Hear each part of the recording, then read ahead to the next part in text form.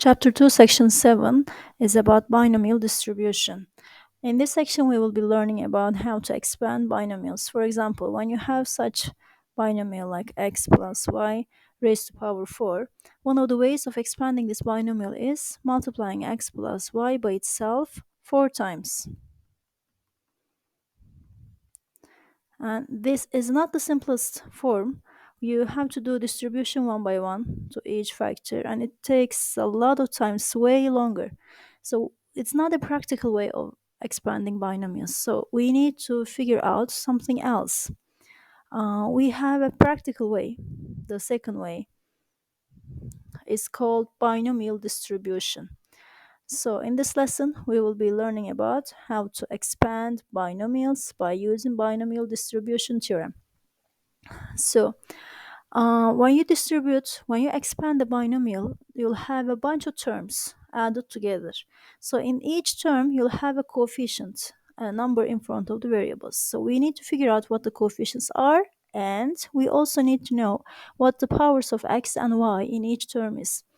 So to find the coefficients, we have an amazing theorem, amazing triangle called Pascal's triangle. So by using this triangle, we're going to figure out the coefficients of binomial expansion. So let me show you how this triangle works. So we set up our Pascal's triangle by writing 1 first at the top. In either side of 1 at the bottom, write another 1. And for each row, we start with 1 and end with 1. In between, we add two numbers to its upper right and left. 1 plus 1 makes 2. So this is another row. For the other row, you start with 1 and with 1. So any other entry in a row is the sum of the two entries to its upper right and upper left. 1 plus 2 makes 3. 2 plus 1 makes 3. Similarly, to generate another row, we start with 1 and end with 1. We begin our row with 1 and end with 1. So any other entry in the row is to find any other entry in the row, we have to add the numbers that are right above us. So 1, 3 makes 4, 3, 3 makes 6, 3, 1 makes 4, like this. Our triangle keeps going like this infinitely. So depending on what power we need, we are generating our row.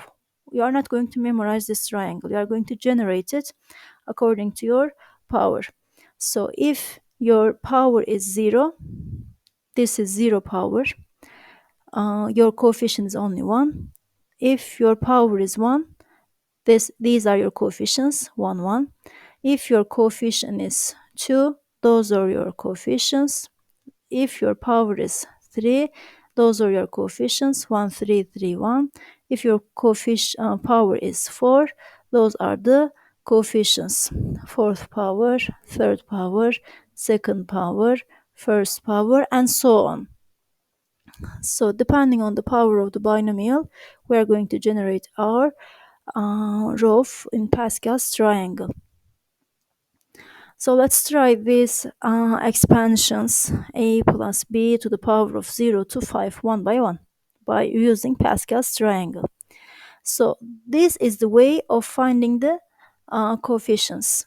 You need to know another thing we need to know about expanding binomials is figuring out the powers of a and b, x and y, in each term. For example, we have x plus y to the power of n. We need to start x with the highest power, starting with n. Decrease the power by 1 in each term. Similarly, for the y, we start with the lowest power of y, which is 0, and increase the power by 1 in each term until you get n. So the powers of x will decrease by, as we go to the right. Powers of y will increase by 1 as we go to the right in each term. So let's start with the first one, a plus b to the power of 0. We don't need any rule for this. We know that any number or any expression raised to power 0 is 1. A plus b to the power of 1. Again, we don't need any rule for this. Any number or any expression raised to power 1 is itself. So it is simply a plus b. So as you can see, the coefficients are 1, 1. The coefficient of a is 1. Coefficient of b is also 1. For the second power, a plus b to the power of 2. So those are the coefficients we are going to use. 1, 2, 1. 1, 2, 1. So let's start writing the powers for a. For powers of a, we start at the highest power, which is 2. In each term, we decrease the power by 1. So the second term, the power of a will be 1. In the third term, power of a will be 0. Similarly, for b, the powers will start at the lowest power, which is 0 in the first term. In the second term, it's going to be 1. In the last term, it's going to be 2. And we add them up. So this is our expansion, a squared plus 2ab plus b squared. Since a to the 0 and b to the 0 are ones, we have this. So as you can see, each row in the Pascal's triangle represents the coefficients of binomial expansion. A plus b cubed. So the exponent here is 3. We are going to use the third row. In the third row, the coefficients are 1, 3, 3, 1. Let's write them down first. 1, 3, 3, and 1. So start with a. So a will start at the highest power, which is 3. In each row, in each term, decrease it by 1. For b, b will start at the lowest power, which is 0. In each term, increase it by 1. Add them up. So a cubed plus 3a squared b plus 3ab squared plus b cubed is your expansion. Power 4. The coefficients, when we generate the row for this expansion, we begin with 1 and with 1. In between, we have to add two numbers above us. 1 plus 3, 4. 3 plus 3, 6. 3 plus 1, 4. So by adding two numbers to its upper right and left, we will get the entries in between. So 1, 4, 6, 4, 1 are our coefficients. 1, 4, 6, 4, 1. Begin with a. A will take the highest power, 4, and decrease it by 1. A squared, a to the first, a to the first, a to the 0. For b, begin at the lowest power 0, b to the first, b squared, b cubed, b to the fourth, and add them up. So this is our expansion. Finally, let's expand a plus b to the fifth. When we generate the row for Pascal's triangle, begin with 1 and with 1. So add two numbers to separate right and left for each entry. 1, 4 makes 5, 4, 6 makes 10, 6, 4 makes 10, 4, 1 makes 5, and end with 1. So write those down first. 1, 5, 10, 10, 5, and finally 1. So for A, begin with 5, the highest power, and then 4, 3, 2, 1, and 0. For B, begin with lowest power 0, and then 1, and 2, and 3, 4, and 5. Add them up. And this will be our expansion. If we need any simplification, we have to simplify it. If not, this is our final answer. So what happens when there is minus between two terms here in the expansion? Let's suppose we have minus here instead of plus.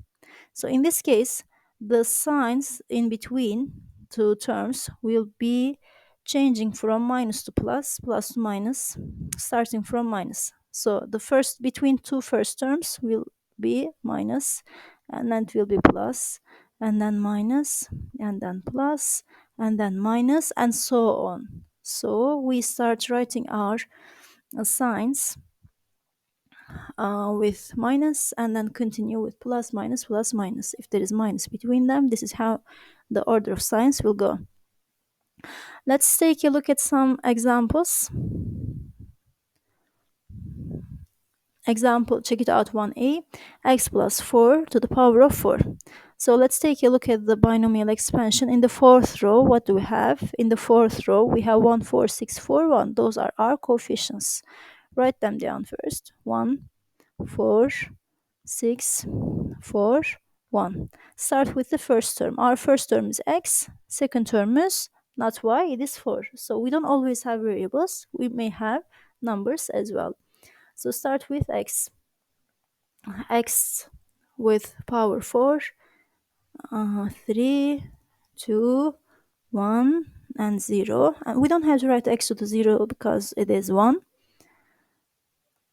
For the second term, it is 4 to the 0 at first, and then 4 to the power of 1, 4 squared, 4 cubed, 4 to the fourth.